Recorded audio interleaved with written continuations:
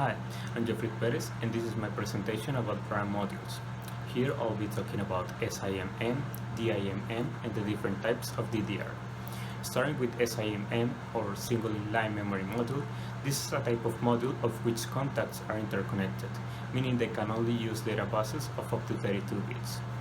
These were quite popular from the early 80s until the late 90s and came in variants of 30-pin, 72-pin and some 64-pin used in determining Great Valley and Apple products.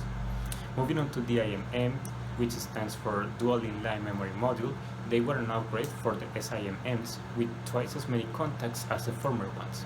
This allowed DIMMs to be compatible with Intel P5 based Pentium CPUs from the 90s because their bus width was 64 bits and they required two SIMMs to be connected in pairs in order to populate the data bus. This type of modules is the norm nowadays, being broadly used in PCs and laptops. The laptop variant called SO-DIMM, which stands for Small Outline Dual Inline Memory Module, is 67.6 millimeters, about half the size of the desktop ones, which are 133.35 millimeters. Now, before getting to know DDR modules, it is important to understand how a clock signal works. A clock signal sends waves of information oscillating between high and low states. Double data rate means, in short terms, that the model will use the rising and the falling edges of the clock in order to transfer the information.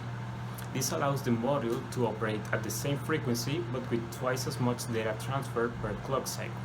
DDR modules were released in the year 2000 and here is a chart with some of the standards for it. DDR2 was released into the market in the second quarter of 2003, offering a higher bus speed and a total of 4 data transfers per internal clock cycle.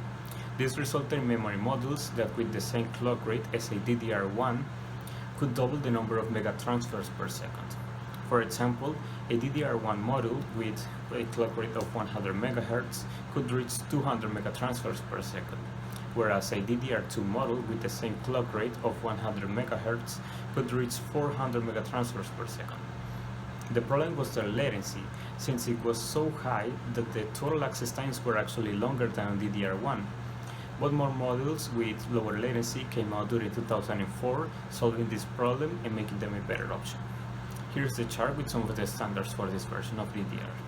Then, during 2007, DDR3 was officially launched. These modules consume even less power than the version 2 and reach higher data transfer speeds. As well as in the first performance jump, version 3 of DDR has the ability to transfer data at twice the rate of its predecessor. However, they didn't become popular until Intel released their Core i7 CPUs, which require DDR3, and AMD their Phenom 2 CPUs, for which DDR3 was recommended. This type of DDR is still very used nowadays in many computers, and here's a chart with some of the standards.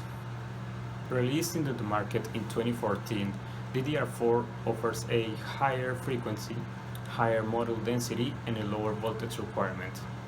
This version is currently the most popular for mid and high-end PCs, and is also supported by the majority of the recent CPUs.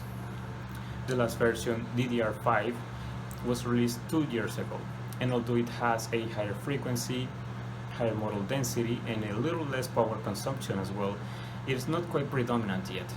The main reason for this is that it doesn't represent a big difference in performance from its predecessor, and it costs a lot more. Keep in mind that none of the DDR versions is compatible with each other, meaning that you cannot put a DDR2 stick with another DDR3 or 4 or 5. It is physically impossible to fit a memory module into a motherboard that doesn't support its DDR version, as you can see in these pictures. Also, I have a memory module here, and you can see the little gap. This is what determines the DDR version. You cannot stick a memory module of a specific DDR version into a motherboard that supports another version, because this is going to be located differently, so you cannot do it. So thank you for coming to my TED Talk, and see you later.